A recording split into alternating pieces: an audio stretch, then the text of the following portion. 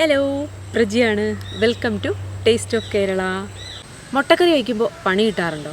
എനിക്ക് നല്ല മുട്ടപ്പണി കിട്ടാറുണ്ട്. എന്താണെന്നല്ലേ, മുട്ടക്കറി വെച്ച് കഴിഞ്ഞാൽ മുട്ട വേറെ, കറി വേറെ, ഞാൻ വേറെ, അങ്ങനെ നിൽക്കും. എപ്പം മുട്ടക്കറി ഉണ്ടാക്കാലും അത് പാളിപ്പോകുന്നു എന്ന് ഞാൻ പറയില്ല, പക്ഷേ അത് തിക്ക് ഗ്രേവി ആയിട്ട് എനിക്ക് കിട്ടാറില്ല. പക്ഷേ ഇപ്രാവശ്യം ഞാൻ നല്ല അടിപൊളിയായിട്ടുള്ള ഒരു തിക്ക് ഗ്രേവി ആയിട്ടുള്ള, തിക്കെന്ന് പറഞ്ഞാൽ ഇതാണ് മക്കളെ തിക്ക്, അത്രയും തിക്ക് ഗ്രേവി ആയിട്ടുള്ള ഒരു വെറൈറ്റി ടേസ്റ്റി ആയിട്ടുള്ളൊരു മുട്ടക്കറി ആയിട്ടാണ് ഞാൻ വന്നേക്കുന്നത്. മുട്ടക്കറി അടിപൊളിയാകാനുള്ള 3 കിടുക്കാച്ചി ടിപ്സും കൂടെ ഞാൻ പറഞ്ഞുതരാം. എൻ്റെ ചെറുപ്പത്തിൽ സ്കൂളൊക്കെ അടയ്ക്കുമ്പം അമ്മാമ്മയുടെ വീട്ടിൽ പോകാറുണ്ട് കേട്ടോ. അവിടെ ചെല്ലുമ്പോൾ രാവിലെ അപ്പത്തിനൊപ്പം അമ്മ മുട്ടക്കറി വയ്ക്കാറുണ്ട്. ആ മുട്ടക്കറി എന്ന് പറഞ്ഞാൽ ഞങ്ങൾ പിള്ളേരൊക്കെ പറമ്പിലൊക്കെ നിന്ന് കളിക്കുമ്പം തന്നെ അതിൻ്റെ മണം ഇങ്ങനെ വരും. അത്രയും ടേസ്റ്റി ആയിട്ടുള്ള മുട്ടക്കറിയാണ് കേട്ടോ. പക്ഷെ ഒരു കാര്യം എന്താണെന്നറിയോ, അന്ന് അമ്മാമ്മ വയ്ക്കുമ്പോഴും അതൊരു തിക്നെസ് ഉണ്ടായിരുന്നില്ല. ഗ്രേവിയും കാര്യങ്ങളൊക്കെ ഉണ്ടായിരുന്നു, പക്ഷേ ഒരു തിക്നെസ് അങ്ങനെ വരുമായിരുന്നില്ല. പക്ഷേ ഇപ്രാവശ്യം ഞാൻ കൊണ്ടുവന്നിരിക്കുന്ന മുട്ടക്കറി നിങ്ങൾ ആരും പേടിക്കേണ്ട, അടിപൊളി തിക്ക് ഗ്രേവി ആയിട്ടുള്ള സുന്ദരിയായ ഒരു മുട്ടക്കറിയാണ്. അപ്പോൾ നമുക്ക് പോയാലോ?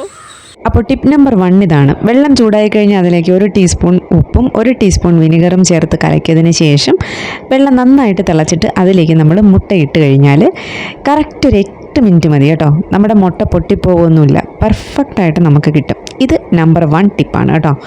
ആ മുട്ട ഞാനൊരു 8-9 മിനിറ്റ് ആയപ്പോഴേക്കും നല്ല തണുത്ത വെള്ളത്തിലേക്ക് മാറ്റി വെച്ചിട്ടുണ്ട്. ഇനി ഇത് ഞാൻ 1 സവോള എടുത്തിട്ടുണ്ട് കേട്ടോ, ചെറുതായിട്ട് ചോപ്പ് ചെയ്തതാണ്. 2 പച്ചമുളക്, ഇഞ്ചിയും വെളുത്തുള്ളിയും അത്യാവശ്യം വലിപ്പമുള്ള കഷ്ണങ്ങളാക്കി മുറിച്ചത്. 1 ടേബിൾ സ്പൂൺ വെളിച്ചെണ്ണ ഒഴിച്ചിട്ട് 1/4 ടീസ്പൂൺ കടുകൊന്ന് ഇട്ട് പൊട്ടിച്ചിട്ടുണ്ട് ഞാൻ. അതിലേക്ക് നമ്മുടെ ഇഞ്ചി, വെളുത്തുള്ളി, പച്ചമുളകും സവോളയും 1/2 ടീസ്പൂൺ ഉപ്പും കൂടിയും ചേർത്ത് നന്നായിട്ട് ഇത് നമുക്കൊന്ന് വഴറ്റിയെടുക്കാം കേട്ടോ. ഇത് നന്നായിട്ട് വഴറ്റാം എന്ന് ഞാൻ പറഞ്ഞതിന് അർത്ഥം എന്താണെന്ന് വെച്ചാൽ ഭയങ്കരമായിട്ട് വഴണ്ട് അങ്ങ് പോകേണ്ട കാര്യമൊന്നും നമുക്കില്ല. അത്രയും വഴറ്റിയെടുക്കേണ്ട ആവശ്യമൊന്നുമില്ല.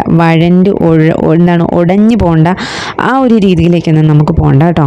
അപ്പോൾ ഇത്രയും കളർ ചേഞ്ച് ആയിക്കഴിഞ്ഞാൽ 1/4 ടീസ്പൂൺ മഞ്ഞൾപ്പൊടി, 1 ടീസ്പൂൺ മല്ലിപ്പൊടി, 1/4 ടീസ്പൂൺ കാശ്മീരി മുളക് പൊടിയും കൂടെ ചേർത്ത് കൊടുക്കുക. ചേർത്ത് ഈ സംഭവം നന്നായിട്ട് നമ്മൾ പച്ചമണം മാറാനായിട്ട് 1 മിനിറ്റ് നേരം ലോ ഫ്ലെയിമിൽ നന്നായിട്ട് ഇതൊന്ന് ഇളക്കി കൊടുക്കുക കേട്ടോ. ചട്ടിയിലായതുകൊണ്ട് നമുക്ക് വേണമെങ്കിൽ 1 മിനിറ്റ് മതി, ഇല്ലെങ്കിൽ ഒരു 1/4 മിനിറ്റ് ആയാലും മതി.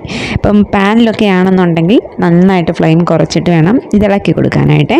പച്ചമണം മാറാൻ ഇച്ചിരി സമയമെടുക്കും. ഇതാ കണ്ടില്ലേ, ഇത് നന്നായിട്ട് ഇപ്പോൾ പച്ചമണം മാറി വരുമ്പോൾ നമുക്കറിയാൻ പറ്റും. ഇതൊരു പ്രത്യേക ഒരു സ്മെല്ല് ഇങ്ങനെ വരും കേട്ടോ. അപ്പോൾ ഇതിൻ്റെ പച്ചമണം മാറി തണുത്തതിന് ശേഷം നമ്മൾ എന്ത് ചെയ്യണമെന്ന് വെച്ചാൽ ഇത് മിക്സിയുടെ ജാറിലേക്ക് നമ്മൾ നേരെ ഇട്ട് കൊടുക്കുകയാണ് കേട്ടോ. ഇത് അരയ്ക്കുന്നത് കൊണ്ടാണ് ഞാൻ നേരത്തെ പറഞ്ഞത് വലുതായിട്ട് ഇത് വഴണ്ടി പോകണ്ടെന്ന്. ഇനി ഇത് തേങ്ങയുടെ 1/4 പാലാണ്.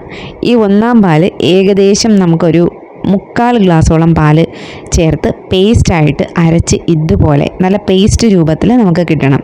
കണ്ടില്ലേ, നല്ല നല്ല ക്രീമി ആയിട്ടുണ്ട്. നമ്മുടെ മുട്ട എല്ലാം റെഡിയായി. ഞാനത് അതിൻ്റെ തോടൊക്കെ കളഞ്ഞിട്ട് വെച്ചിട്ടുണ്ട്. ഇനി നമ്മൾ എന്ത് ചെയ്യണമെന്നറിയോ, ഈ മുട്ട എടുത്തിട്ട് ഇതുപോലെ ഇതിൻ്റെ ഓരോ ഭാഗങ്ങളായിട്ട് ഇങ്ങനെ ഒന്ന് ചെറിയ രീതിയിൽ ഒന്ന് വരഞ്ഞു കൊടുക്കുക. കണ്ടില്ലേ, ഇതുപോലെ തന്നെ എല്ലാം ഓരോന്നോരോന്നായിട്ട് വരയുക. ഇനി നമ്മുടെ ചട്ടിയിൽ 1/4 ടീസ്പൂൺ വെളിച്ചെണ്ണ ചൂടാകുന്നതിന് മുന്നേ 1/4 ടീസ്പൂൺ മഞ്ഞൾപ്പൊടി, 1/4 ടീസ്പൂൺ മല്ലിപ്പൊടി, 1/4 ടീസ്പൂൺ മുളക് പൊടി ചേർത്ത് ഇതുപോലെ ഒന്നിളക്കിയ ശേഷം നമ്മളെ മുട്ടകൾ രണ്ടും കൂടെ അതിൽ ഇട്ട് കൊടുക്കുക.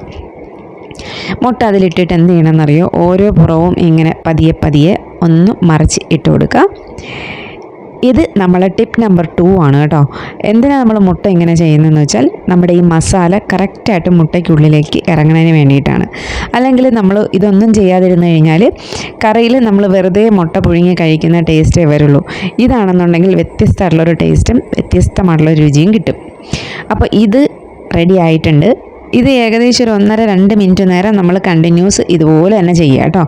എന്നിട്ട് അതിന് ശേഷം നമ്മൾ എന്ത് ചെയ്യണമെന്നറിയോ, ഇതുപോലെ ഒരു പാത്രത്തിലേക്ക് ഇത് ഇങ്ങനെ ഒന്ന് മാറ്റി വയ്ക്കുക.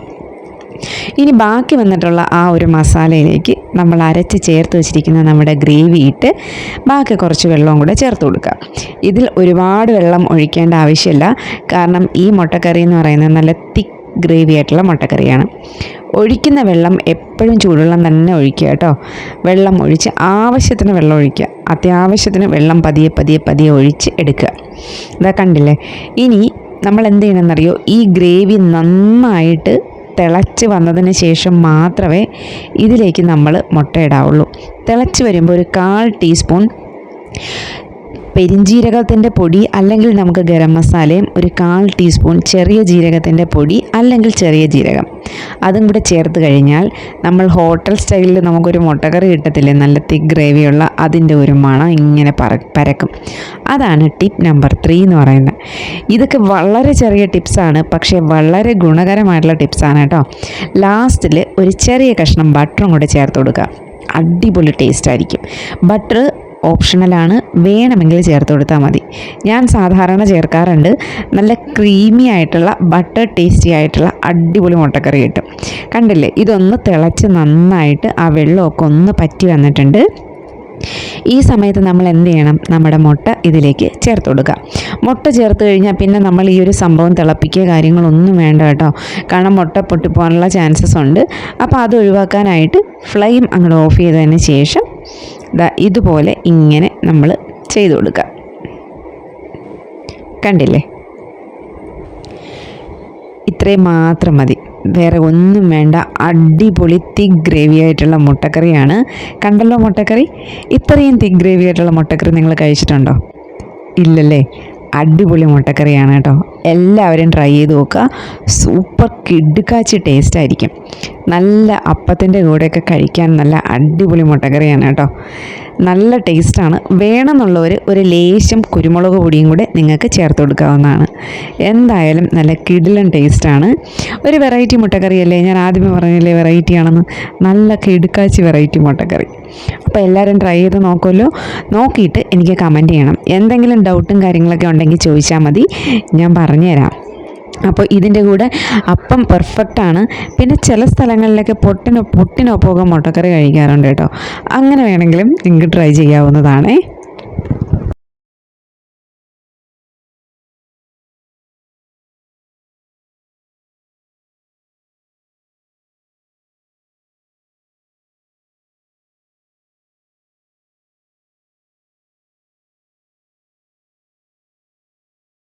അപ്പോൾ എങ്ങനെയുണ്ട് ഞാൻ കാണിച്ചു തന്ന മുട്ടക്കറി? അടിപൊളിയല്ലേ? മാത്രമല്ല ഇത് ഉറപ്പായിട്ടും ഉണ്ടാക്കി നോക്കണം കേട്ടോ. സൂപ്പർ ടേസ്റ്റി ആയിട്ടുള്ളൊരു മുട്ടക്കറിയാണ്. അതിൻ്റെ ഫുൾ ഡീറ്റെയിൽസ് ഞാൻ അതിൽ പറഞ്ഞിട്ടുണ്ട്. പോരാത്തതിന് 3 കിടുക്കാച്ചി ടിപ്സും പറഞ്ഞിട്ടുണ്ട്. അപ്പോൾ ഇതെല്ലാം ട്രൈ ചെയ്ത് നോക്കണം. നോക്കിയിട്ട് എനിക്ക് കമൻറ്റ് ചെയ്യണം എങ്ങനെയുണ്ടായിരുന്നു. ടാറ്റാ.